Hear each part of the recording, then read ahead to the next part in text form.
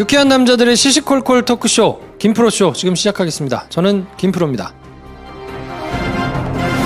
자, 첫 번째 뉴스는 지난주를 끄트머리에 핫하게 달궜던 네. 국민의당 얘기입니다. 박주원 최고위원이 사퇴했죠. 네. 당원권 정지 처분받고. 이 사건은요, 지난 2008년에 김대중 전 대통령의 비자금이 있다. 100억 원 상당의. 요거를 이제 당시 한나라당의 주성영 옛날에 그 네. 있어요. 폭탄주 마시고 막 한 번 시끄럽게 하셔가지고 네. 국회 브리핑 와가지고 막 폭탄주 망치를 깨면서 막 쇼하고 계셨던 분 계신데. 아, 그쪽에는 그런 분들이 너무 많아가지고 그게 이제 한 번 불거진 적이 있었어요. 다 사실무근으로 밝혀졌지만. 근데 그때 내부 고발 데이터를 전달한 사람이 누구냐? 근데 이게 현재 국민의당 박주원 최고위원이라는 게 밝혀진 거죠. 네, 박주원 씨가 누구냐면 네. 검찰 수사관 출신이에요. 그렇다고 하더라고. 검찰 그 수사관들 사이에서는 네. 레전드로 불리는 양반이에요. 뭔 레전드로? 잘 뭔가 풀어져가지고 시장도 되고, 와. 뭐 이렇게 정계에도 또 진출해가지고 한참 이제 막 이렇게 하니까. 잘 풀린 케이스로? 그렇죠. 왜냐면 인사적체가 심해가지고 네. 검찰 수사관들이 뭐 일을 아무리 열심히 한다 하더라도 봉급이 막 그렇게 많은 것도 아니고 검사들처럼 그렇게 막 뭔가 지위를 누리는 것도 아니란 말이에요. 검사가 아니고 검사를 돕는 검찰 수사관. 네. 야, 수사관. 9급부터 있기는 한데 네. 수사를 막 하는 수사의 실무로 막 하는 사람들은 이제 보통 7급부터거든요. 네. 그러니까 7급, 뭐 6급, 5급 뭐 요 정도 되면 이제 사무관 하고 뭐 이러고 있다가 이제 정년퇴직하고 하는데 네. 급수가 그렇게 높지는 않고 또 모든 스포트라이트는 검사가 받잖아요. 그렇죠. 예. 그러니까 나중에 검사는 막 이렇게 그런데 수사관들은 경무에 시달리게 또 일 잘하는 뭐 특수부 뭐 내지는 뭐 이런 수사관들은 계속 이렇게 경무에만 시달리면서 돌아가면서 한단 말이에요. 영화 부당거래에 보시면 유승범이 검사잖아요. 네. 유승범 사무실에서 이제 왔다 갔다 하시는. 그 뭐 이제 우리 공수사관 대단하시네. 뭐 네. 그러잖아요. 정만식 배우. 네. 고분이 수사관 아닙니까? 그렇죠. 정만식이 나중에 뭐 아수라 네. 거기서도 이제 수사관으로 나왔잖아요. 네. 근데 거기는 약간 얼빵하게 나오고 그랬는데 네. 실제로 돌아가는 거는 일들을 베테랑 수사관들이 많아요. 그 베테랑 수사관들이 실제로 일을 막 돌아가게 이제 한단 말이에요. 네. 근데 이 사람이 담당했던 건 뭐냐면 정보를 취급했었어요. 그러니까 대검찰청, 그러니까 가장 높은 검찰청 산하에 범죄 정보를 담당하는 실이 있어요. 네. 그럼 여기는 여러 기관 사람들을 돌아다니면서 만나면서 네. 정보를 매일 2개씩 생산해. 아, 매일 2개씩. 매일 웨이브야? 2개씩 웨이브? 보고해. 예. 오. 매일 2개씩 보고를 해야 돼. 물론 이제 정보도 이제 범정 1, 범정 2 이렇게 파트가 나눠져 있었어요, 옛날에는. 그래서 범정 1에서는 범죄와 관련된 첩보를 생산하는 조직이고 범정 2는 국내 동향, 뭐 정치 내지는 여러 가지 동향을 정보를 생산하는 곳인데 범죄 정보 2 거기서는 매일 2개씩을 보고해야 돼. 보고서를 써서. 야, 택시기사야? 빡세요. 그러니까. 산업금이야? 그러니까 얼마나 빡세겠어. 네. 돌아다니면서 자기가 취합한 정보들을 네. 무슨 요일 날 뭐를 보고해야 되겠다. 또 어떻게 보고해야 돼. 이거를 막 짜가지고 하니까 진짜 힘들거든요. 미리 한 수십 개 이렇게 가지고 있다가 2개씩 보고를 하겠네요. 그런데 그게 또 이 지금 돌아가는 사안들하고도 또 맞아야 되고. 그렇지. 뭐 이런 걸 또 해야 되니까 복잡해. 그리고 여기뿐만 아니라 각 기관에 다 정보를 담당하는 사람이 있다고 그랬잖아요. 뭐 박관천 경정도 그런 분이고. 네, 국세청, 경찰 뭐 다 있단 말이에요. 네. 그런 사람들이 이제 아름아름 얘기가 된다고 싶은 선수들끼리 모여. 거기 이제 기자들도 조금 얘기되는 선수들이 이제 모이기도 하고. 그래서 이제 서로 도와주는 거예요. 하나 주고 하나 받고. 네, 네. 알려주고 뭐 이것도 받고 뭐 그래 우리 좀 알아봐 달라 그럼 또 누가 이렇게 알아봐주고 뭐 해가지고 네. 만들어내. 그래서 그 정보가 이제 보고가 되거든요. 그 정보 업무를 오래 한 사람이에요. 네네. 그러다가 나중에 한나라당 안산시장이 됐죠. 야, 잘 풀렸네. 잘 풀렸죠. 네. 네. 수사관이 그렇게 되기가 쉽지가 않은데. 그렇죠. 그러다가 나중에 이제 뭐 뇌물 뭐 이런 걸로 이제 감옥을 가셨는데 네. 어쨌든 그 전까지는 그러니까 2008년도에 DJ 비자금 의혹이 이제 빵 터졌었거든요. 네. 근데 그때 본인이 그러니까 그렇게 생산해가지고 쭉 가지고 있던 얘기되는 뭐 이런 것들 중에서 네. 몇 개를 주성령한테 준 거예요. 왜 줬겠어? 그러니까 정치적으로 뭔가를 도모하려면. 그치. 나도 좀 뭐 하나 좀. 네. 근데 그때 당시에는 이제 야당이 힘을 못 줄 테니까 민주당이 민주당이 붙어가지고 뭔가를 이렇게 하는 것보다는 한나라당에다가 뭐 이렇게 좀 하면 내가 좀 받지 않을까라는 생각을 했던 것 같고 실제로 그 뭐 안산시장 했잖아요. 그래서 네. 근데 그때 당시에 이제 파일을 가져가라고 하니까 개인 사무실이 있었는데 네. 그 개인 사무실에 주성령 의원이 온 거예요. 음. 그래서 내가 이런 게 있다. 하여튼 쫙 봤겠죠. 음. 그래서 얘기가 되는 사건을 3개를 추렸어. 아. 네. 그래서 그 3개를 추려가지고 실제로 그 2개는 자기가 국정감사할 때 뭐 다른 해 이렇게 뭐 해가지고 질의도 하고 뭐 써먹기도 하고 네. 이 ODJ 관련된 것도 마찬가지로 양도성 예금 증서라고 그러죠. CD. 예, 복사본을 흔들면서 네. 아 이게 뭐 DJ 것으로 추정된다고 하고 막 난리가 났었거든요. 근데 결국에는 검찰이 이제 수사를 했는데 수사를 해가지고 결론을 내기를 DJ하고는 관련 없고 이거는 명예훼손으로 오히려 기소가 됐죠. 네. 그래서 벌금 300만 원인가 약식 기소 나왔거든요. 그러니까 그랬는데 그때 당시에 검찰에 나와서 조사를 받았을 거 아닙니까? 그렇죠. 명예훼손을 했으니까. 네. 그럼 누구한테 들었냐?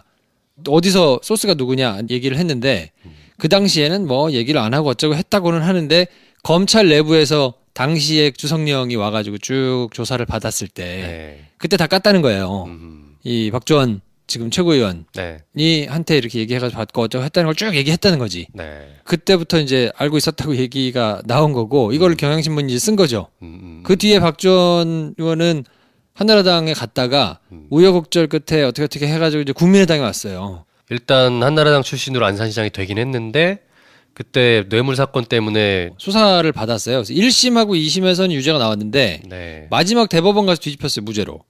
그래서 뭐 정치 생명은 끝나지는 않고 그 뒤에 안산에서 한나라당 타이틀을 달고 나오려고 그랬는데 공천에서 탈락하고 그리고는 무소속으로 안산시장 선거에 출마를 했다가 이제 허승 후보라는 사람한테 한나라당 출신에 양보해줬어. 양보를 했어. 양보하고 본인이 안 나오고 그 다음에 2012년에 무소속으로 또 출마를 했는데 국회의원 선거에서 안산 단원갑에 네. 출마를 했다가 새누리당 김명현한테 졌어요. 네. 그리고 2012년 재보궐 때는 홍준표 선거 공보단장 뭐 이런 걸 했었거든요. 그러니까 한나라당에서 쭉 그렇게 기회를 잇다가 네. 새정치민주연합 2014년에도 지방선거가 있었거든요. 그때 새정치민주연합 소속으로 안산시장 예비 후보. 네. 근데 당내 경선에서 떨어진 것 같아요. 그쵸. 안 됐나 봐. 네. 근데 그 중간에 본인의 네. 이렇게 이력 있잖아요. 네. 뭐 일반적으로 검색하면 나오는 네. 뭐 위키 백과 뭐 네. 나무 위키 뭐 이런 데는 안 나와. 세정연에 들어갔던 거는. 근데 기사가 뻔히 몇 개 있어. 네. 사진도 있고. 그거 뭐 거짓말 아니겠지. 근데 쭉 한나라당 테크트리를 타시던 분이 어떻게 새정년으로 넘어왔는지를 알 수가 없어요. 그거는 한번 찾아봐야 되겠어요. 네. 네. 그러다가 아마도 지난 대선 전에 새정치민주연합과 국민의당이 갈라지면서 국민의당으로 갈아타지 않았나. 그러신 것 같아요. 그래서 그리고, 2016년 20대 국회의원 선거에서 네. 국민의당 후보로 출마했는데 지금 민주당 전해철 의원한테 졌죠. 안산에서 또? 네, 졌어요. 그리고 얼마 전에 8월 달에 전당대회를 했잖아요. 네. 그때 최고위원으로 국민의당 최고위원으로 이제 선출이 됐죠. 그렇군요. 그러고 뭔가 있었는데 복잡다단하신 네, 분이군요. 복잡해요. 근데 네. 어쨌든 출신은 전라북도 고창 출신이기 때문에 네. 전주 영생고등학교 나오고 숭실대 법대를 갔다가 검찰수사관으로 근무를 쭉 했거든요. 네. 그러니까 전라도 베이스를 두고 한나라당에서 쭉 이렇게 안산 관련해서 나오다가 갑자기 이제 세정으로 왔다가 국민의당으로 가가지고 국민의당이 그래서 난리가 났습니다. 그리고 네. 이 사람이 이제 지금 호남 의원들하고 뭐 안철수 계하고 막 이렇게 막 싸우고 있는데 네. 이 사람은 안철수 팬이거든요. 안철수계라는 얘기가 확실히 있죠. 네. 근데 어쨌건 국민의당은 김대중 대통령의 유지를 받드는 것이 되게 크잖아요. 큰 당이죠. 그렇죠. 호남에서 네. 뭐 아무래도 그리고 현역 중진들은 대부분 이제 DJ와 함께 정치적 그 행보를 같이 했던 분들이고, 근데 그 DJ를 무고했던 자가 우리 당 최고위원이라니, 그러니까. 야, 난리가 났습니다. 그래서 처음에 이게 빵 경향신문에서 단독을 쓰니까 네. 대하 소설이다. 그러면서 막 정색을 하다가 네.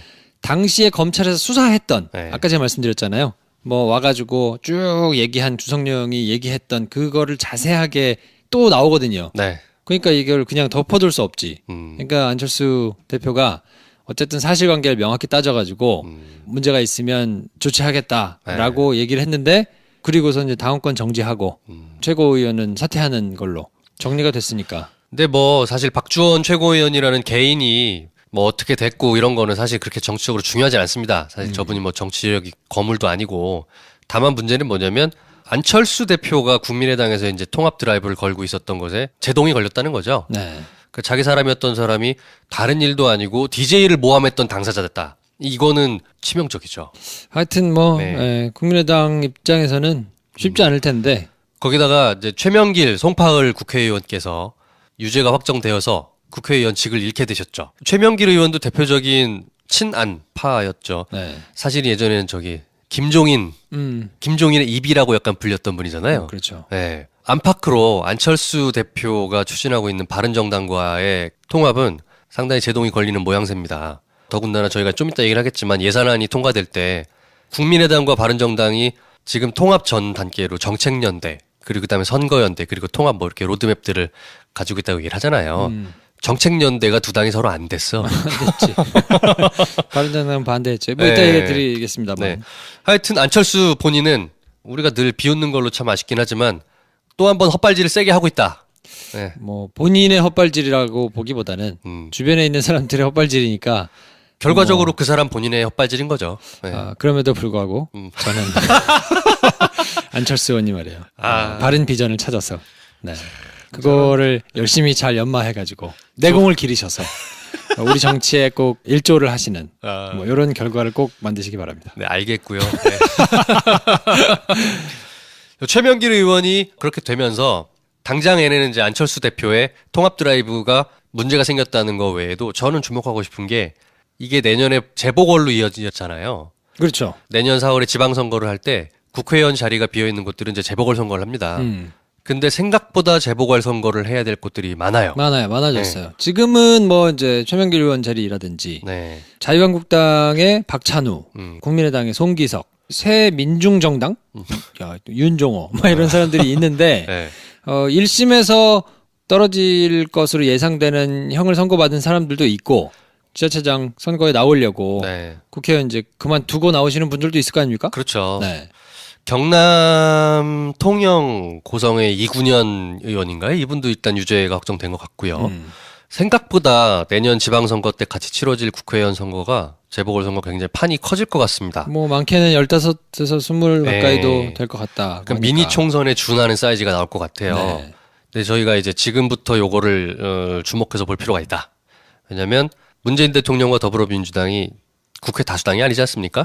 그로 인해서 계속해서 문제가 많은데 이 부분을 완벽하게는 아니더라도 상당 부분 힘의 균형을 가져올 기회가 될 것 같기도 하다. 네. 라는 생각이 들어요. 지금 더불어민주당이 121석, 네. 자유한국당이 116석, 네. 국민의당이 39, 바른정당 11, 뭐 정의당 6, 뭐 민중당이라는 데가 있어. 그걸 또 몰랐네 우리. 두 석인데 네. 여기가 올해 10월에 생겼더라고요. 야, 이런 데가 있어. 대한애국당 하나, 조원진. 곰돌이 후보 하나, 네. 그리고 무소속이 둘 이렇게 있는데 이게 이제 한 20명이 왔다 갔다 하게 되면 네. 판도가 확실히 좀 달라질 수 있죠. 그렇죠. 이제 저 국회에서 다수를 차지하려면 과반이냐 아니냐가 중요한데 아무리 판이 커져도 과반이 확보될 것 같지는 않아요. 과반이 되긴 어려운데 그래도 뭐 네. 만약에 몰표를 받아가지고 네. 뭐 한 140석에 육박하게 이렇게 된다 그러면 네. 아무래도 조금 더 수월해지지 않겠습니까? 그렇죠. 140석대 이상으로 올라가면 국정 운영에 그래도 조금 더 탄력을 받을 것 같지 않나 싶습니다. 네. 그래서 가능하면 그래서 주목해서 보면서 내년 4월 지방선거도 지방선거지만 국회의원 재보궐선거 판이 커지는 걸 보자. 라는 생각이 들었습니다. 이 말씀을 왜 드리냐면 네. 이제 이번 주에 예산안이 통과됐는데 그렇죠. 428조 8천억 정도 되는 네. 예산안이 통과가 됐거든요. 법적으로 처리해야 되는 시한을 3일 넘겨가지고 이제 네. 간신히 예, 오전 9시에 시작했는데 자정 넘어가지고 막 사람들 개떼같이 몰려 나와서 소리 지르고 별 또 코미디가 많잖아. 또 왜 소리를 지르는지 뭐가 그런 건지도 사실 자세히 설명도 잘 안 해주더라고요. 그 다음날 뉴스에서. 아, 그렇죠. 워낙 말이 안 되니까 그런 게 좀 있거든요. 근데 정말로 그렇게 막 본회의장에 들어와가지고 막 소리를 지르고 물리적으로 뭔가를 진행을 조금 막고 할 만한 정말 그럴 만한 이슈가 있느냐? 없어. 없어요. 아 진짜로 없어. 네. 그러니까 그 다음날 뉴스에서 보통 이게 얘기가 되는 거면 논란이다. 그래서 따로 한 꼭지를 떼서 뉴스를 보통 하거든요. 네. 그러니까 428조 되는 규모의 예산안이 통과가 늦게 됐다. 쭉 이렇게 설명하고 근데 옥신각신 난리였다. 왜 그런지를 그럼 그 다음 누구 기자가 얘기하겠다. 그럼 이제 뭐 이렇게 설명을 할 거 아니에요. 네. 없고 그냥 스트레이트 뉴스 말미에다가 붙여가지고 그냥 뭐 고성을 하고 뭐 잠시 그래가지고 그냥 좀 늘어졌다는 이유도 설명 안 하고 그렇게 지나갔어요. 기자들이 보기에도 네. 설명을 해줄 만한 거리가 아닌 거야. 그렇죠. 이번에 3일이나 시한을 넘겼던 거는 자유한국당이 계속해서 반대했던 게 두 가지였던 거라고 들었어요. 첫 번째는 공무원 증원 문제. 근데 계속 그 워딩을 공무원이라고 쓰고 있는데 그게 저게 소방공무원하고 그 민생 관련된 부분들을 공무원으로 신분을 바꿔주는 거였던 거잖아요. 네. 이제 그 부분을 계속해서 집요하게 소방 이런 얘기 꺼내지 않고 그냥 공무원 증원. 놀고 먹는 공무원이 많다. 이런 식으로 계속 프레임 전쟁을 했었죠. 자유한국당이. 네. 그리고 또 하나가 이제 법인세 세율 개정 요 부분이었는데 재밌었던 게 5일날 통과가 됐잖아요. 5일날 오전 9시부터 계속해서 본회의를 언제 여냐, 뭐 열면 표결을 어떻게 할 거냐 이거 가지고 계속 옥신각신하고 자유한국당이 우리가 의총할 때까지 기다려라 하고서 계속 의총을 몇 시간 하는 거야 도대체. 하루 종일 했잖아. 그래서 기다리다 못한 국회 정세균 의장이 일단 법인세법 개정안은 그냥 통과시켜버린 거예요. 걔네가 의총하고 있는 동안에. 그래가지고 다급하게 이제 본회의장을 몰려와가지고 난리를 쳤던 거거든요. 네. 아니 제1야당이 없는데 어떻게 본회의를 섞게 할 수가 있냐 뭐 이러면서. 근데 이제 정세균 의장이 아니 오전 9시부터 밤 11시까지 의총을 하는 게 어딨냐. 지금 우리가 몇 시간을 기다려야 되냐. 그래서 깨갱했던 거 봤습니다. 그러니까 그게 정말 어거지여서 네. 뭐 따로 떼가지고 설명할 정도는 아닌데 네. 그런 어거지를 부리면서 정상적으로 나라가 돌아가야 될 것들을 막고 있으니까 그렇죠. 이런 사람들이 이제 좀 줄어들고 너무 많아요. 116명 너무 많아. 한 3, 40석만 있으면 좋겠어. 3, 40억이 웬 말이야. 10석. 네. 네. 아니 그래 뭐 어쨌든 뭐 지역 기반이 있고 어쩌고 해가지고 네. 목소리를 내 오케이 한 30석 정도만 있으면 10분의 1이면 되잖아요. 그렇죠. 사실은 그냥 다 없앴으면 좋겠는데 정치란 게 또 그렇진 않으니까. 네. 저는 저런 것들이 계속 저렇게 헛발질을 해주면 네. 총선에 결과로 반드시 드러날 거라고 보고 그렇죠. 이제는 안 속을 것 같아요. 정우택과 홍준표가 서로 호흡이 약간 잘 안 맞아. 홍준표 대표는 원내에 있지를 않잖아요.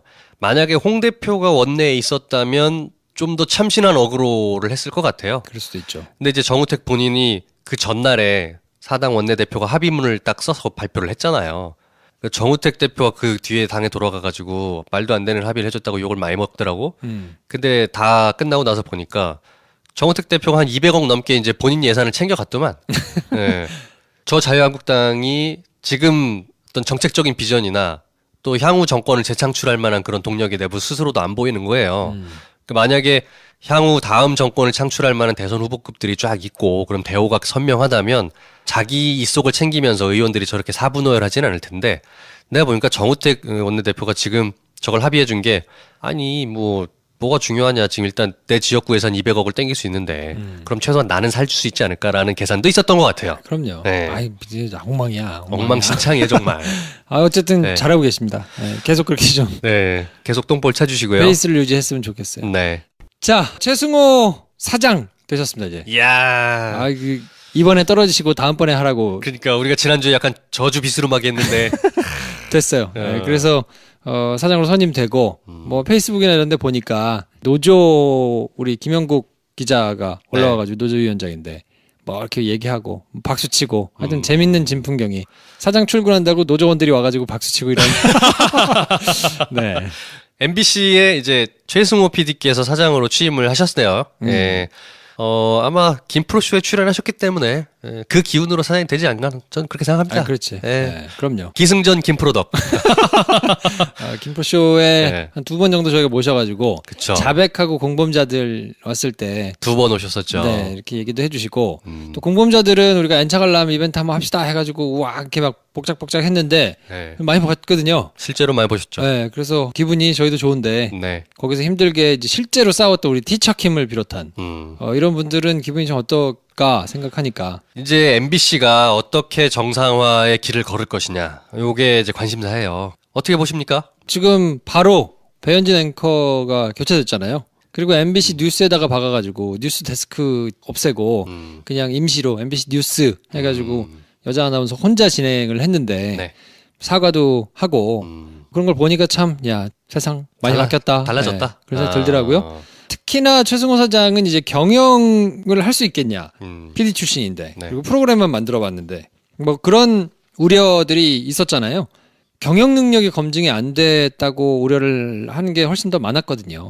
근데 이 양반이 이제 언론의 기능, 견제, 네. 비판 뭐 이런 거를 하는 거에 있어서는 너무 지나치게 비판을 하는 거 아니냐, 노무현 때 그렇게 했던 거 아니냐를 가지고 이제 비판을 하시는 분들도 있거든요. 네. 뭐 그 정도니까 언론의 제 기능을 제대로 할 수 있도록 조직을 재건하는 거는 뭐 충분히 잘 하실 수 있을 거라고 보고. 사장이 혼자 경영하는 거 아니거든요. 네. 경영 관련된 부분들은 다 본부장, 부문장들이 따로 있기 때문에 사실은 큰 틀에서 좋은 의사결정을 해주면 되는 거지 사장이 어디 가가지고 방송 파는 거 아닙니다. JTBC하고 SBS를 비롯한 뭐 이런 데들이 굉장히 긴장하고 있을 거예요. 그렇죠. 대표적인 사람이 배현진, 신동호, 배신남매라고 불렸던 네. 이 두 분부터 시작하고 또 많잖아요. 뭐 김세희 기자 뭐 또 뭐 내부의 적폐 세력들이 얼마나 많겠습니까? 이분들을 어떻게 이제 공과를 나눠서 적절하게 할 것이냐. 인사이동이 있을 텐데 네. 인사이동이 지난번처럼 터무니없게만 일어나지 않는다면 네. 신경 써가지고 생각을 해서 하지 않을까요? 네. 전혀 정말 택도 아닌 부서에 막 보내가지고 오히려 빌미를 줘서 너네도 마찬가지인 거 아니냐. 보복. 뭐 네. 이렇게. 네. 이렇게 나오지만 않도록 네. 그냥 그 사람들의 실력에 맞게 음. 그 사람들이 할 수 있는 일을 맡겨주면 되지 않나 싶고. 근데 내가 배신남매 입장이라면 회사 못 다닐 것 같아. 난 다닐 것 같은데. 진짜? 그럼요. 얼굴 나쁘끄러서 어떻게 다녀? 그 힘들기는 하겠지. 그치. 네, 모든 사람이 다 그렇게 쳐다볼 테니까 힘들긴 할 텐데 네. 그 멘탈이 강한 분들이라 그런가? 그럼요. 멘탈이 안 강했으면 어. 동료들이 저렇게 됐는데 그냥 저렇게 멀쩡하게 다녔을까요? 야, 근데 자기가 그렇게 따시켰던 사람들을 이제 다 그들에게 계속해서 저렇게 안 좋은 시선을 받고 그럴 텐데 어떻게 회사를 다니나? 저는 다닌다고 봅니다. 이야, 참 여러 가지로 정말 뻔뻔하신 분들이구만. 왜냐면 이 사람들이 나와가지고 네. 나온다 한들 네. 풀이를 할 수 있느냐? 못하지. 그건 아니란 말이에요. 네. 그러면 밥벌이가 없어지는데 네. 자기가 힘든 것 때문에 면 바치는 것 때문에 밥벌이를 끊을 것이냐? 음. 저는 그 정도의 기계나 뭐 이런 게 있었으면 파업에 참가했겠지. 하하. 그래서 그냥 뭐 월급 받으면서 조용히 다니시지 않을까. 한번 지켜볼 문제입니다. 과연 그만둘 것이냐 아니냐. 저는 계속 다닌다에 500원을 걸겠습니다. 아, 오케이. 그리고 이제 복직을 많이들 하셨어요. 이제 강지웅, 박성재, 박성호, 이용마, 정영아, 최승호. 네. 12월 8일자로 전원 복귀시킨다고 선언을 했습니다. 음. 다른 분들도 뭐 유명한 분들이지만 이제 이용마 기자께서 이제 휠체어를 타고 들어오시는 거 보니까 뭉클하더라고. 아, 그럼요. 네. 네. 실제로 이용마 기자께서 이제 건강이 매우 안 좋으시기 때문에 예전 같은 왕성한 취재 활동을 할 거란 기대는 없지만 상징적이잖아요. 상징적인 인물이 됐죠. 네. 네. 이제 MBC가 좀 바뀌어 가고 있구나 그런 생각을 합니다. 그리고 뭐 이 타이밍에 MBC는 이제 기분 좋고 그분들이 알아서 잘 하실 일이니까 그렇죠. 우리가 MBC 걱정할 때가 아니고 김프로쇼를 걱정해야 돼 우리는. 그건 디폴트. MBC는 알아서 하겠지. 돈도 난- 많고 뭐 다 있는데. 자나깨나 김프로스 걱정밖에 안 해 나는. 그러니까 MBC는 더 이상 저희가 걱정할 건 아닌 것 같고요. 네. KBS는 걱정을 해드려야 됩니다. K사는 좀 그렇습니다. 그러니까 KBS는 막 이렇게 스타가 된 인물이 상대적으로 덜하기 때문에 네. 사람들이 막 적극적으로 지지하고 막 뭔가 응원을 보내고 이런 게 좀 덜하거든요.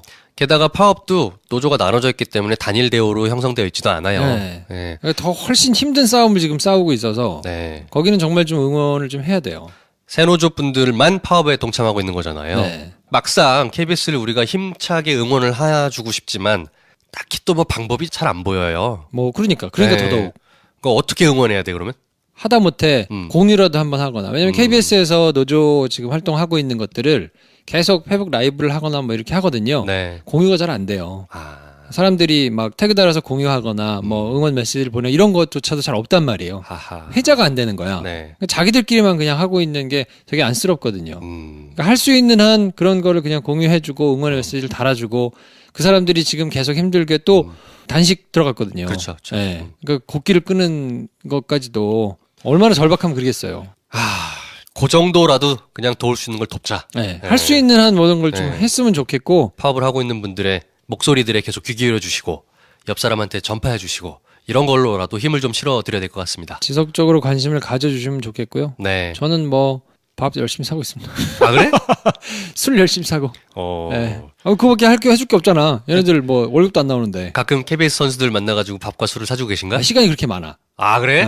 야, 그러면은 시간 언제 되냐? 그러면 바로 나와. 지금 돼. 바로 나와요. 네.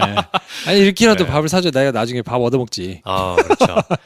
어떻게 우리 김프로쇼에 불러가지고 뭐 얘기 좀 나눌 만한 그런 K 선수 없나? 아니 뭐 많아요. 많죠. 네. 한번 좀 찾아봅시다. 그러면. 한번 좀 찾아보겠습니다. 저희가 네네네. KBS는 관심을 가져야 되니까 네. 저희가 이제 MBC는 알아서 잘 할 테고 KBS는 끝까지 좀 관심을 가질 수 있도록 저희가 한번 좀 힘을 한번 보태 보겠습니다. 우리 남진현 PD 잘 지내시나 궁금하네. 잘 지내세요? 잘 지내셔? 네. 네. 소주 한번 하자 그랬는데. 그러니까. 네. 김 선생, 경주 보문단지에 좋은 펜션 없나? 당신 좀 까다롭잖아. 가성비 좋은 걸로 부탁해. 그렇다면 경주 청담 펜션. 경주 청담 펜션? 한 달도 안 된 신축 건물에 전객실 킹사이즈 침대 월풀 욕조가 기본이고 야외 수영장, 풋살장, 찜질방에 조식까지 싹 다 무료야. 보문단지랑 가까워? 차로 딱 5분. 오케이, 알았어. 경주 보문단지 가실 때는 경주 청담 펜션.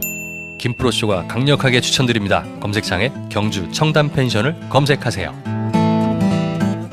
자, 저희가 경주 청담을 올해 내 가기로 했는데 죄송합니다. 엊그제도 통화를 했는데 배준현 감독께서 장거리로 차를 타고 이동을 할 수가 없어요. 아직은 그렇게 길게 여행을 할 만한 몸이 아니라서 그러니까 지하철을 네. 타고 목동 스튜디오에 와서 이제 녹음하다가 대부분 누워 있거든요. 그렇죠.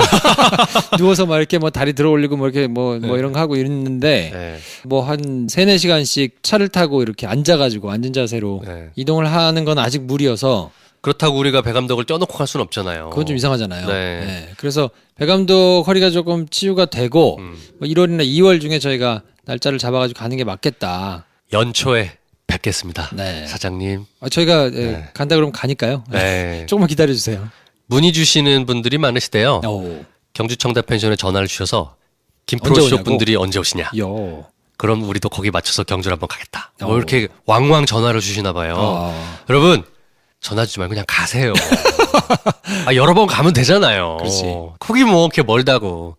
연말에도 한번 가시고 연초에 저희 갈 때 그때도 한번 오시고 네. 이렇게 하십시다. 1월이나 2월 중에 네. 저희가 한번 갈 테니까요. 네. 보문단지 가실 일이 있으신 분들은 네. 많이들 방문해 주시면 좋겠습니다. 부탁드립니다. 네. 자, 그리고 지난주에 문무일 검찰총장의 발언 때문에 김용민 브리핑이나 프로쇼에서도 여러 차례 나가기는 했는데 이거 핫했어. 네, 말이 많았죠. 핫했어. 당신 적폐 욕 많이 수사를- 먹더라. 욕하세요. 어떡하겠어. 적폐 수사를 연내 종료하겠다라고 네. 이제 얘기를 한 것 때문에 조율이 됐느니 안 됐느니 청와대는 이거에 대해서 우려의 뜻을 또 표명을 했거든요. 나오자마자 뭐 엇박자가 나는다는 둥 뭐 이러면서 또 막 부추기는 언론들도 있었거든요. 그렇죠. 네. 이게 어떤 언론 브리핑들은 문무일 총장이 그런 식의 워딩으로 얘기한 게 아니다. 그리고 청와대도 우리는 그냥 속도를 높인다는 뜻으로만 이해한다. 우리 문무일 총장을 신뢰한다. 이렇게 해석하는 게 맞다고 보는 것도 맞고, 그래서 제가 문무일 총장이 브리핑을 했던 거를 전문을 한번 다 볼 생각으로 찾아봤는데 잘 안 나오더라고요. 안 나오죠? 네. 기자간담회는 그런 분위기가 아니에요. 네. 그러니까 일단 기본적으로 아셔야 될 게 각 네. 잡고 앉아가지고 방향을 쭉 설명해주고 이런 자리가 아니에요. 그냥 덕담 왔다 갔다 하고 그냥 아무 생각 없이 들으면 기사 하나도 쓸 게 없어요. 그래서 방송 기사는 안 나오잖아요. 그렇죠. 방송에서는 쓸 수 그냥 이걸 기사를 근데 네. 뭐 통신 연합뉴스나 네. 뭐 이런 통신 기자나 신문 기자들은 어떻게든 워딩 하나가 나오면 그 워딩의 의미를 부여해서 이제 쓴단 말이에요. 그 특정 워딩을 하나 톡 집어가지고 쓴 기사로 봐야 되는 건가요? 그렇죠. 그것도? 네. 그래서 연내에 하여튼 하고 수사를 좀 속도를 내겠다라는 뜻으로 읽으려면 읽을 수도 있고, 야 이거 지금 빨리 정리한다는 거 아니야? 그만둔다는 거 아니야? 뭐 이렇게. 라고 이제 뭐 의미를 부여해가지고 그걸 가지고 또 청와대에 물어봐서 그래? 뭐 이러면서 이제 그거에 의미를 부각해서 막 자기들끼리 구도를 만들어가지고 네. 그러니까 이걸로 싸움을 붙이는 언론들일수록 네. 적폐 수사가 빨리 끝났으면 하는 내심의 그런 의도를 가지고 있을 가능성이 높아요. 결국에는 적폐 수사가 올해 안에 마무리 짓는 게 검찰총장의 그 의지였다. 처음에 논란이 됐던 것처럼 그게 사실이고 팩트였다면 계속해서 논란이 불거져야 되는데 이미 사과를 들었고, 그리고 논조가 또 바뀌고 있더라고. 언론들도 보도들이 약간 침소봉대 됐던 그리고 약간의 의도가 있었던 거 보여요. 그러니까 네. 수사를 그렇게 끝낸다 그래서 끝내고 누가 끝내라 해서 끝내고 이럴 분위기가 아니거든요. 그거 안 되잖아, 그게. 아니 그리고 검찰이 지금처럼 이렇게 판을 벌려놨는데 뭐 수십 명이 달라붙어 수사하고 있는데 여기서 정리해? 그냥 정리하고 후두구둑 그냥 끝내요? 그럴 수는 없잖아요. 그 뉴스를 보고 가장 세게 뭔가 보도를 했던 기사 중에 저는 김어준 총수가 했던 뉴스공장이 생각이 나요. 아침 오프닝 때 막 열을 냈거든, 이 양반이. 낚인 거야, 당신. 낚였지. 아유, 낚이셨어요. 네. 어떻게 보면 일종의 갈라치기 전법인 거잖아요. 그렇죠. 검찰 내부에서도 총장과 중앙지검장 사이를 갈라치는 거, 그리고 검찰과 청와대 사이를 갈라치는 거. 그래서 없는 분란을 계속 만들어내는 구도로 처음에 이제 막 펌프질을 했던 건데, 기사들이. 실상이 그렇지 않지 않습니까? 뭐 대세에 지장 없다. 네. 그리고 검찰이 안에 엑스맨들이 있어가지고 막 수사를 방해하고 안 되게 뭐 안에서 분란이 있고 이렇지 않아요. 네. 지금 적어도 결정권을 가지고 있는 사람들은 결이 그렇게 크게 다르지는 않거든요. 네네. 그러니까 좀 지켜보셔도 될 것 같고요. 그렇죠. 네, 너무 크게 조바심 안 내셔도 될 것 같아요. 아무래도 국민들은 민감해요. 적폐 수사라는 것에 대해서. 사실은 거기가 굉장히 우리들의 염원이 담겨 있는 부분이지 않습니까? 작년 딱 이맘때쯤에 촛불 때도 그렇지만 네. 그게 멈춰진다는 거 혹은 무언가 방해받는다는 거에 대해서 대단히 민감합니다.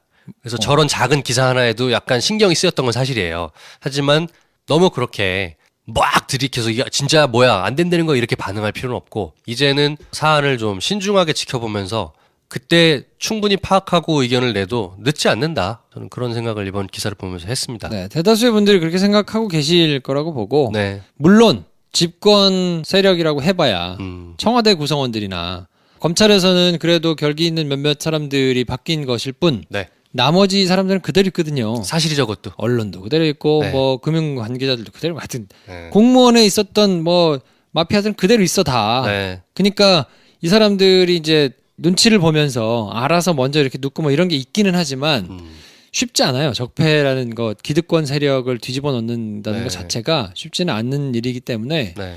지켜봐야 될 텐데 네. 굉장히 좋은 사인으로 볼 수 있는 거는 우리 정치 세력의 체질이 조금 바뀌었다고 할까요? 네. 내공이 조금 올라갔다고 할까요? 만약에 2012년에 정권을 잡았으면 지금보다 훨씬 허약했을 수 있겠다라는 생각이 들거든요. 그럴 수 있죠. 야성이 많이 길러졌어요. 그 사이에 굉장히 그 힘든 상황들을 지내면서요. 네. 그리고 특히나 MBC, KBS에서 말도 안 되게 있다가 박해를 받고 나갔던 사람들 내지는 뭐 해직이 됐거나 거기서 이렇게 악을 품었던 사람들이 주축을 많이 담당할 거거든요. 지금부터 향후 몇 년 동안에 정계에 진출하는 사람도 있을 것이고 당장 최승공 PD처럼 사장이 돼서 공영방송을 끌고 나가는 사람도 생길 것이고 뭐 이렇게 있잖아요. 네. 그러니까 이런 나름대로 내공을 지닌 사람들이 많이 나올 거기 때문에 네. 그게 저는 굉장히 큰 역할을 할 거라고 봅니다. 무엇보다 유권자의 의식이 많이 올라갔어요.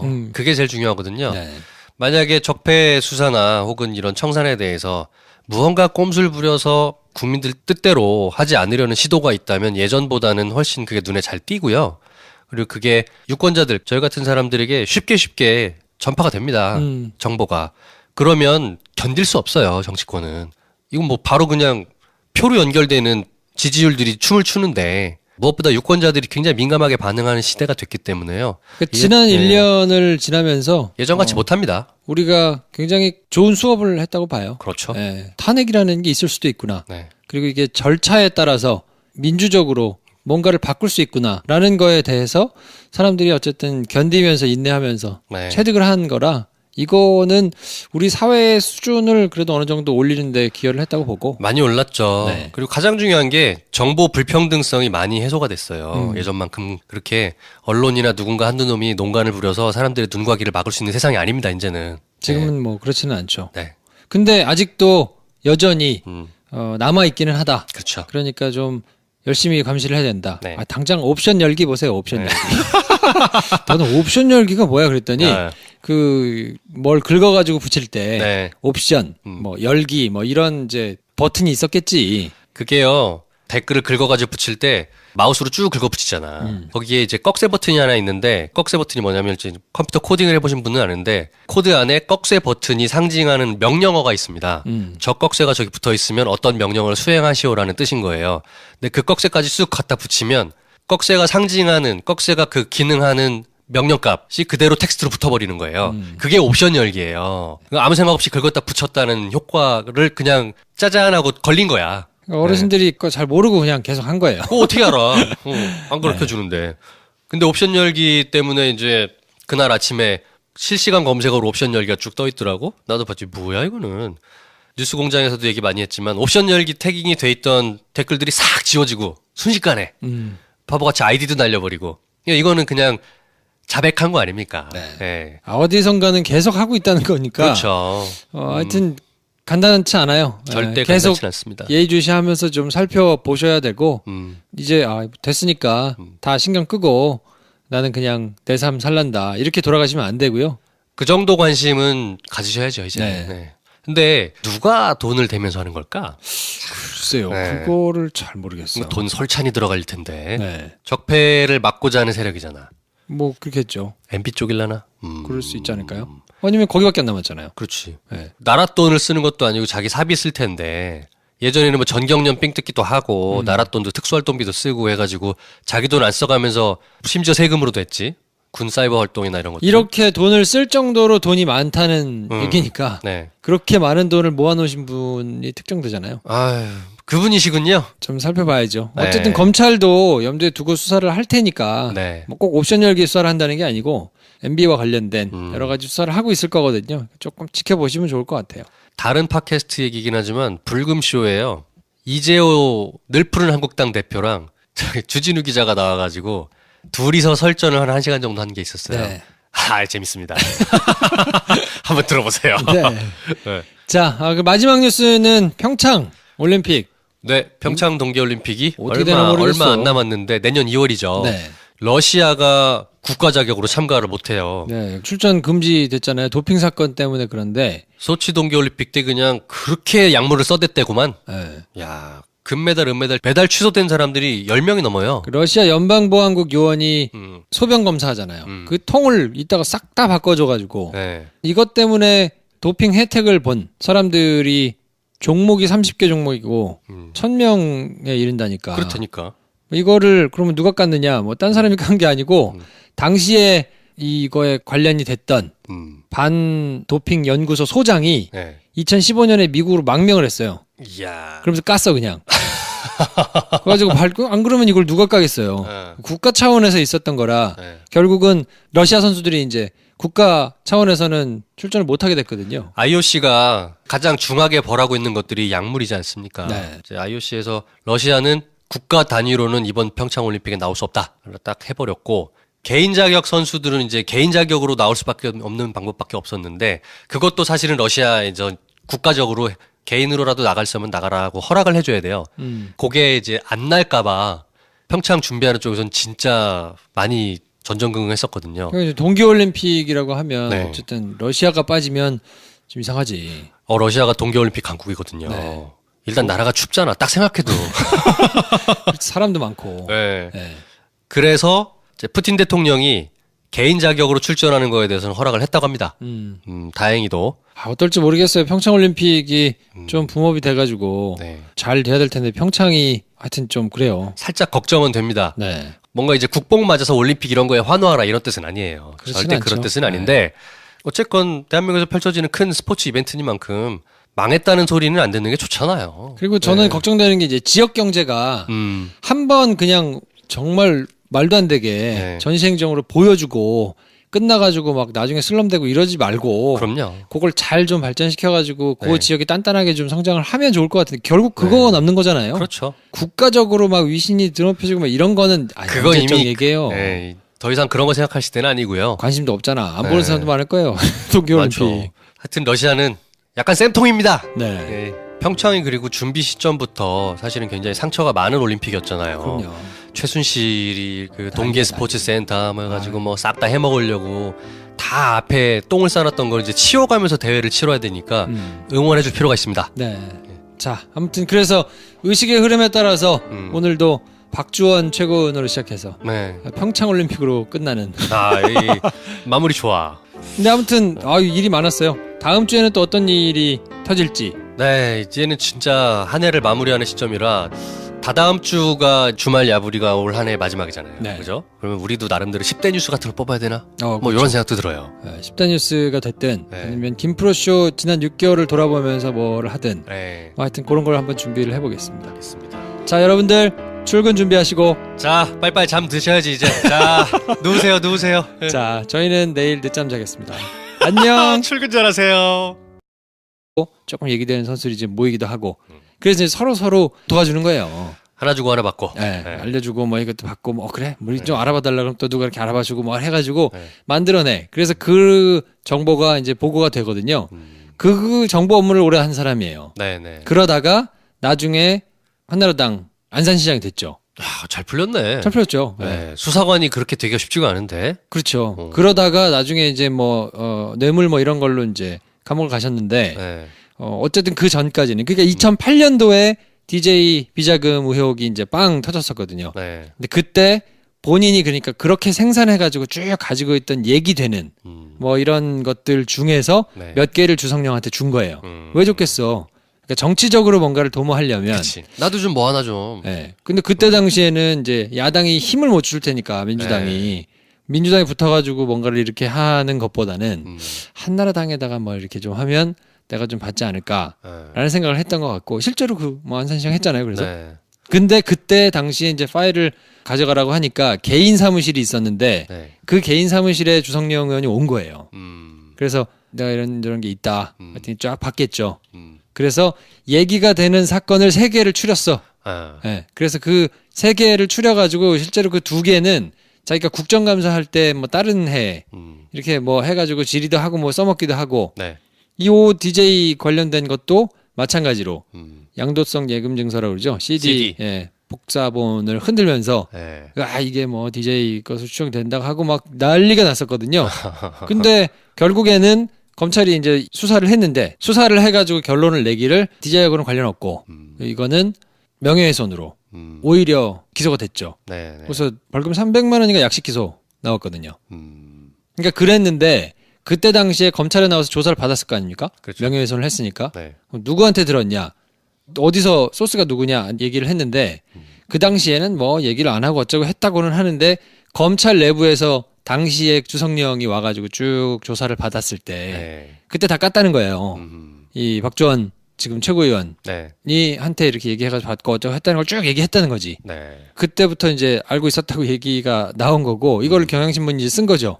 그 뒤에 박지원 의원은 한나라당에 갔다가 우여곡절 끝에 어떻게 해가지고 이제 국민의당에 왔어요. 일단 한나라당 출신으로 안산시장이 되긴 했는데 그때 뇌물 사건 때문에 수사를 받았어요. 그래서 1심하고 2심에서는 유죄가 나왔는데 네. 마지막 대법원 가서 뒤집혔어요. 무죄로.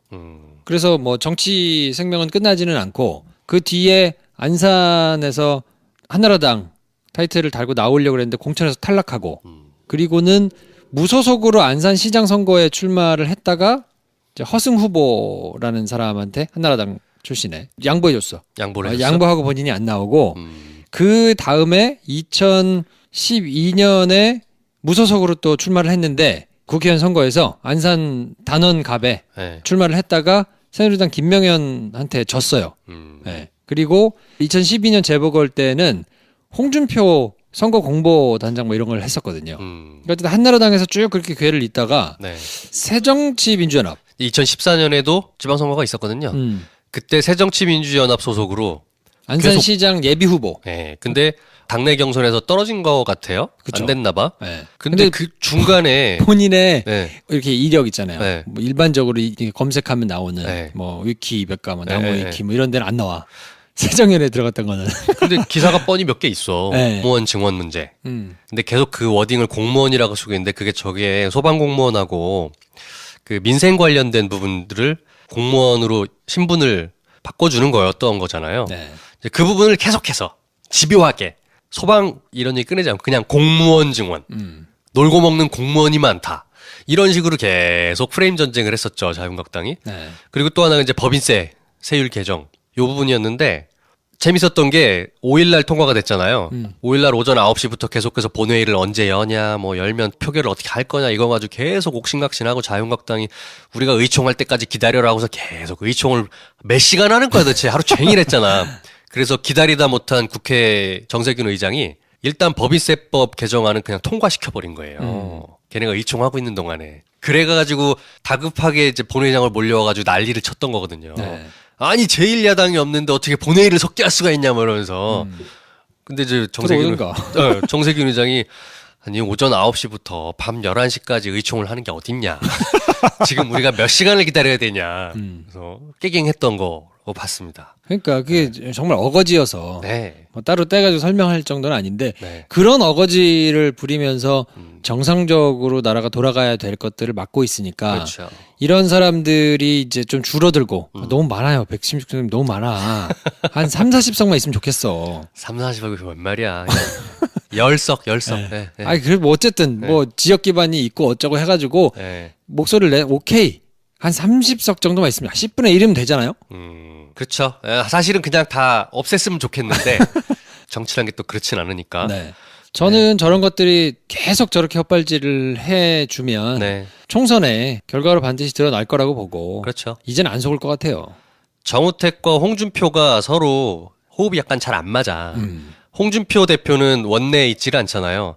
만약에 홍 대표가 원내에 있었다면 좀 더 참신한 어그로를 했을 것 같아요. 그럴 수도 있죠. 근데 이제 정우택 본인이 그 전날에 사당 원내대표가 합의문을 딱 써서 발표를 했잖아요.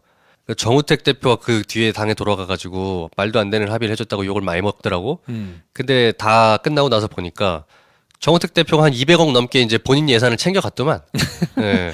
저 자유한국당이 지금 어떤 정책적인 비전이나 또 향후 정권을 재창출할 만한 그런 동력이 내부 스스로도 안 보이는 거예요. 만약에 향후 다음 정권을 창출할 만한 대선 후보급들이 쫙 있고 그럼 대우가 선명하다면 자기 이속을 챙기면서 의원들이 저렇게 사분오열하지는 않을 텐데 내가 보니까 정우택 원내대표가 지금 저걸 합의해 준 게 아니 뭐가 중요하냐 지금 일단 내 지역구 예산 200억을 땡길 수 있는데 그럼 최소한 나는 살줄 수 있지 않을까라는 계산도 있었던 것 같아요. 그럼요. 네. 아이 이제 엉망이야. 엉망진창이에요 정말. 아 어쨌든 네. 잘하고 계십니다. 네, 계속 그렇게 좀 네, 계속 똥볼 차주시고요. 베이스를 유지했으면 좋겠어요. 네.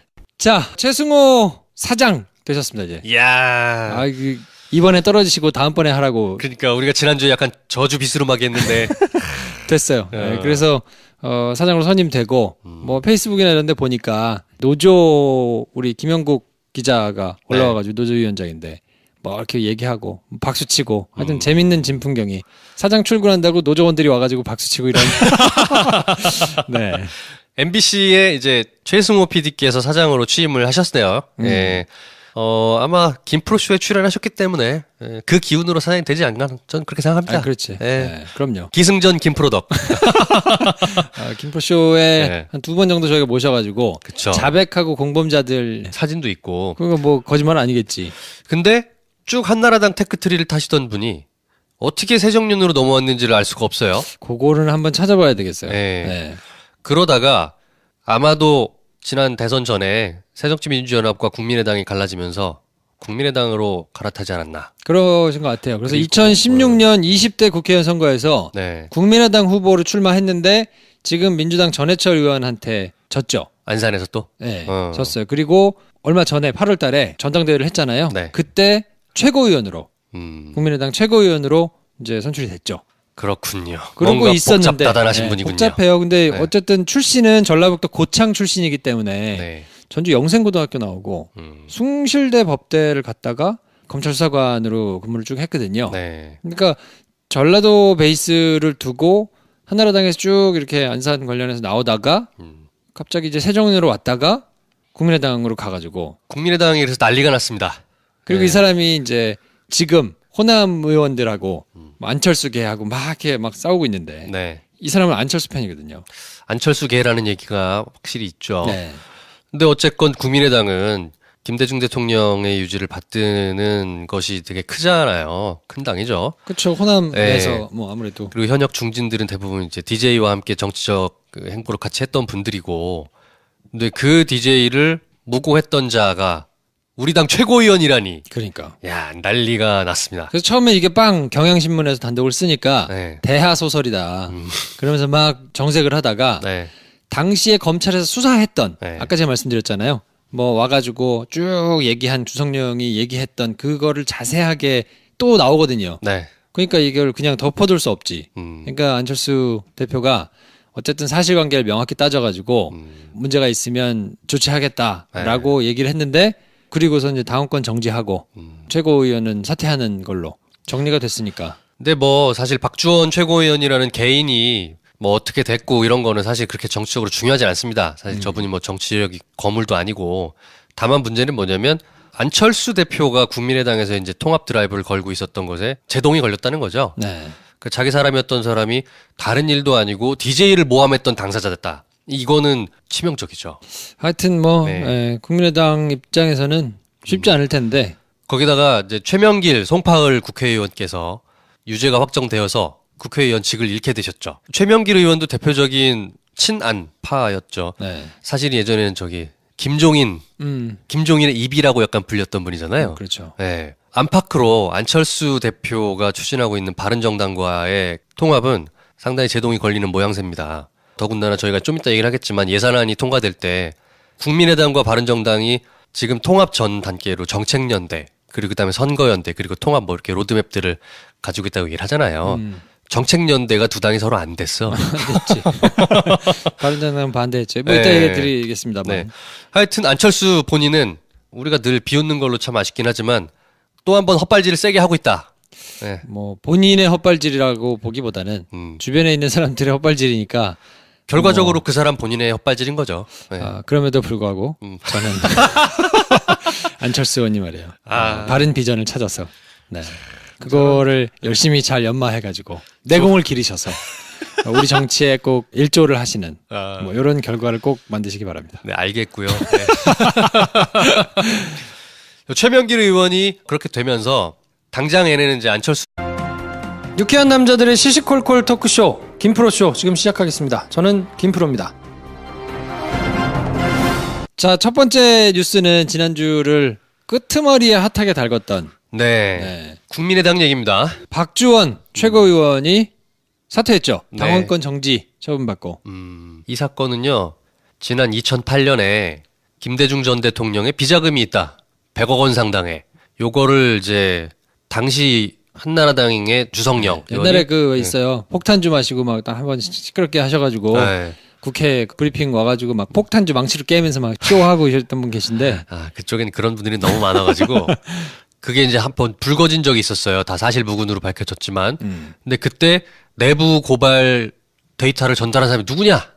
근데 이게 현재 국민의당 박주원 최고위원이라는 게 밝혀진 거죠. 네, 박주원 씨가 누구냐면 네. 검찰 수사관 출신이에요. 그렇다고 하더라고. 검찰 그 수사관들 사이에서는 네. 레전드로 불리는 양반이에요. 뭔 레전드로? 잘 뭔가 풀어져가지고 시장도 되고, 와. 뭐 이렇게 정계에도 또 진출해가지고 한참 이제 막 이렇게 하니까. 잘 풀린 케이스로? 그렇죠. 왜냐면 인사적체가 심해가지고 네. 검찰 수사관들이 뭐 일을 아무리 열심히 한다 하더라도 봉급이 막 그렇게 많은 것도 아니고 검사들처럼 그렇게 막 뭔가 지위를 누리는 것도 아니란 말이에요. 검사가 아니고 검사를 돕는 검찰 수사관. 네. 야, 수사관. 9급부터 있기는 한데 네. 수사를 막 하는 수사의 실무로 막 하는 사람들은 이제 보통 7급부터거든요. 네. 그러니까 7급, 뭐 6급, 5급 뭐 요 정도 되면 이제 사무관 하고 뭐 이러고 있다가 이제 정년퇴직하고 하는데 네.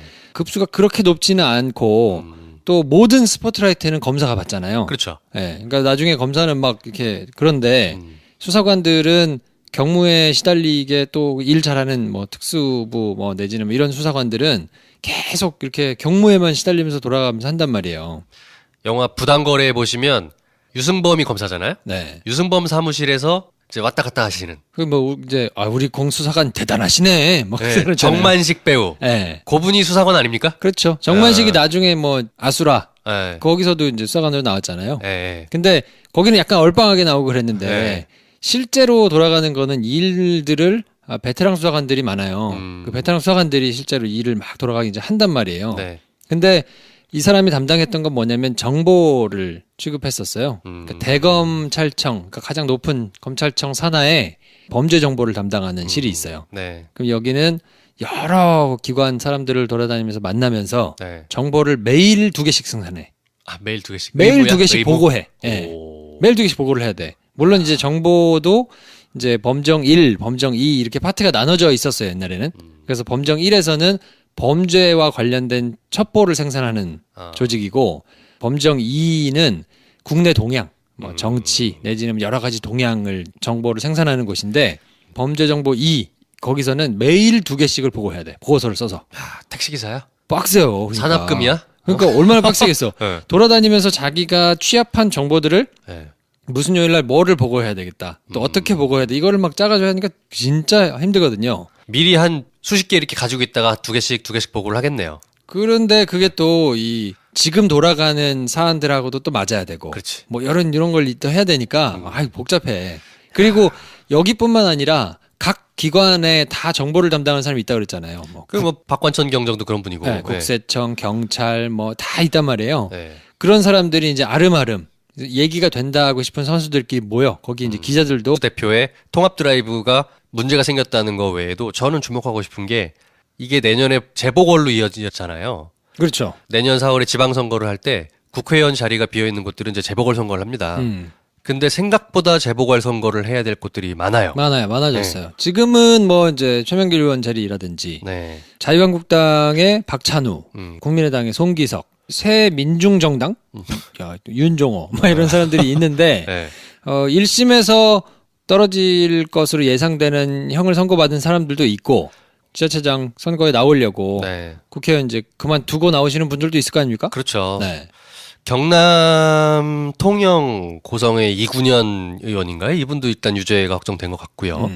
생각보다 내년 지방선거 때 같이 치러질 국회의원 선거가 재보궐선거 굉장히 판이 커질 것 같습니다. 뭐 많게는 15에서 20 네. 가까이도 될 것 같다. 그러니까 미니 총선에 준하는 사이즈가 나올 것 같아요. 네. 근데 저희가 이제 지금부터 요거를 주목해서 볼 필요가 있다. 왜냐하면 문재인 대통령과 더불어민주당이 국회 다수당이 아니지 않습니까? 그로 인해서 계속해서 문제가 많은데 이 부분을 완벽하게는 아니더라도 상당 부분 힘의 균형을 가져올 기회가 될 것 같기도 하다라는 네. 생각이 들어요. 지금 더불어민주당이 121석, 네. 자유한국당이 116석, 네. 국민의당이 39, 바른정당 11, 뭐 정의당 6, 뭐 민중당이라는 데가 있어. 그걸 또 몰랐네 우리. 2석인데 네. 여기가 올해 10월에 생겼더라고요. 어. 야, 이런 데가 있어. 대한애국당 하나, 조원진. 곰돌이 후보 하나, 네. 그리고 무소속이 둘 이렇게 있는데 이게 이제 한 20명이 왔다 갔다 하게 되면 네. 판도가 확실히 좀 달라질 수 있죠. 그렇죠. 이제 저 국회에서 다수를 차지하려면 과반이냐 아니냐가 중요한데 아무리 판이 커져도 과반이 확보될 것 같지는 않아요. 과반이 되긴 어려운데 그래도 뭐 네. 만약에 몰표를 받아가지고 네. 뭐 한 140석에 육박하게 이렇게 된다 그러면 네. 아무래도 조금 더 수월해지지 않겠습니까? 그렇죠. 140석대 이상으로 올라가면 국정 운영에 그래도 조금 더 탄력을 받을 것 같지 않나 싶습니다. 네. 그래서 가능하면 그래서 주목해서 보면서 내년 4월 지방선거도 지방선거지만 국회의원 재보궐선거 판이 커지는 걸 보자. 라는 생각이 들었습니다. 이 말씀을 왜 드리냐면 네. 이제 이번 주에 예산안이 통과됐는데 그렇죠. 428조 8천억 정도 되는 네. 예산안이 통과가 됐거든요. 법적으로 처리해야 되는 시한을 3일 넘겨가지고 이제 네. 간신히 예, 오전 9시에 시작했는데 자정 넘어가지고 막 사람들 개떼같이 몰려 나와서 소리 지르고 별 또 코미디가 많잖아. 또 왜 소리를 지르는지 뭐가 그런 건지도 사실 자세히 설명도 잘 안 해주더라고요. 그 다음날 뉴스에서. 아, 그렇죠. 워낙 말이 안 되니까 그런 게 좀 있거든요. 근데 정말로 그렇게 막 본회의장에 들어와가지고 막 소리를 지르고 물리적으로 뭔가를 진행을 조금 막고 할 만한 정말 그럴 만한 이슈가 있느냐? 없어. 없어요. 아 진짜로 없어. 네. 그러니까 그 다음날 뉴스에서 보통 이게 얘기가 되는 거면 논란이다. 그래서 따로 한 꼭지를 떼서 뉴스를 보통 하거든요. 네. 그러니까 428조 되는 규모의 예산안이 통과가 늦게 됐다. 쭉 이렇게 설명하고 근데 옥신각신 난리였다. 왜 그런지를 그럼 그 다음 누구 기자가 얘기하겠다. 그럼 이제 뭐 이렇게 설명을 할 거 아니에요. 네. 없고 그냥 스트레이트 뉴스 말미에다가 붙여가지고 그냥 뭐 고성을 하고 뭐 잠시 그래가지고 그냥 좀 늘어졌다는 이유도 설명 안 하고 그렇게 지나갔어요. 기자들이 보기에도 네. 설명을 해줄 만한 거리가 아닌 거야. 그렇죠. 이번에 3일이나 시한을 넘겼던 거는 자유한국당이 계속해서 반대했던 게 두 가지였던 거라고 들었어요. 첫 번째는 공무원